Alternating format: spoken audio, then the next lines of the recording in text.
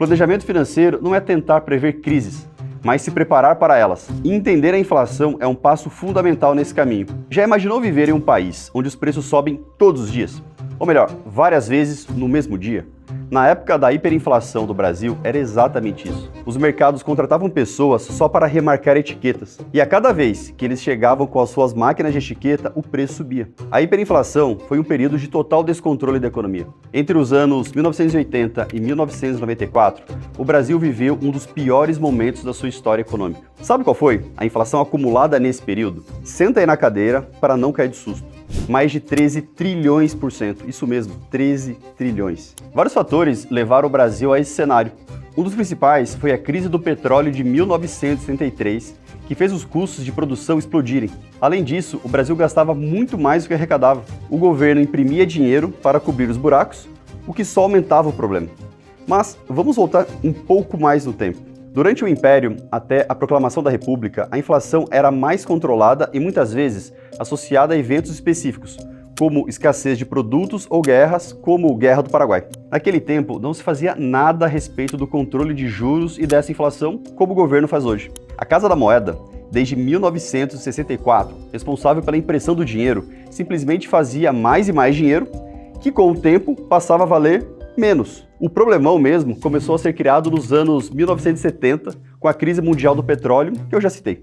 Em 1973 e em 1979, os países árabes produtores de petróleo triplicaram o preço do barril. Isso, junto com o aumento de gastos do governo, afundou o Brasil em uma grande crise. Todo esse processo nos levou a uma verdadeira tragédia nos anos de 1980, chegando até meados da década de 1990. Entrava governo, saía governo. Planos milagrosos eram criados, moedas mudavam de nome e nada adiantava. Até que, em 1994, veio o Plano Real.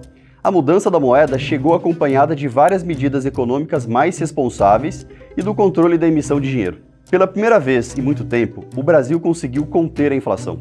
O dinheiro parou de perder valor todos os dias, o que foi um marco na nossa história. A partir dali, os brasileiros passaram a dar muito mais valor à estabilidade da moeda. Afinal, ninguém quer viver num país onde o preço da comida muda entre a entrada e o caixa do mercado. A inflação sempre fez parte da história do Brasil, mas a hiperinflação foi um episódio que marcou gerações. Pode perguntar para os mais velhos. Só quem viveu conhece a sensação de ter que correr ao supermercado no dia do pagamento, de não conseguir comprar tudo o que precisava e não conseguir pensar no futuro. Foram tempos sombrios. Isso nos fez pensar em como a economia também pode ser complexa e que decisões equivocadas de quem é responsável por ela podem prejudicar muitas pessoas. Tudo isso nos ajuda a colocar uma coisa muito importante em perspectiva.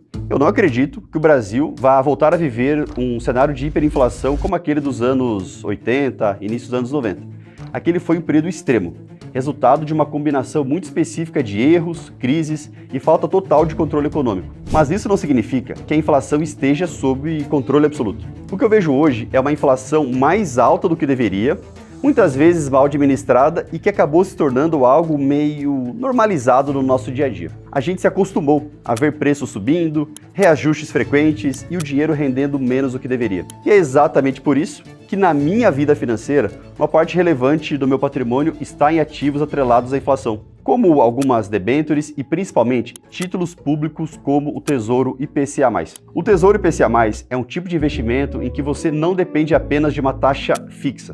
Ele paga a inflação do período, mais uma taxa adicional chamada de taxa real. Na prática, isso significa que se a inflação subir, o rendimento acompanha. E além disso, você ainda ganha um retorno acima da inflação. Ou seja, o seu dinheiro não só mantém o poder de compra, como pode aumentar esse poder ao longo do tempo. Esse tipo de investimento faz muito sentido quando a gente pensa em objetivos de médio e longo prazo. Ele não é sobre especular, nem sobre tentar adivinhar o próximo movimento da economia. É sobre proteção. A história da inflação do Brasil deixa uma lição muito clara. O dinheiro parado perde valor. Sempre perdeu e sempre vai perder. Planejamento financeiro não é tentar prever crises, mas se preparar para elas. E entender a inflação é um passo fundamental nesse caminho. Quem ignora isso, paga o preço. Quem entende, se protege. E quem quer aprender sobre investimento, me segue por aqui. Logo, antes de ir, deixe um like, se inscreva no canal e ative o sininho. Grande abraço e até a próxima!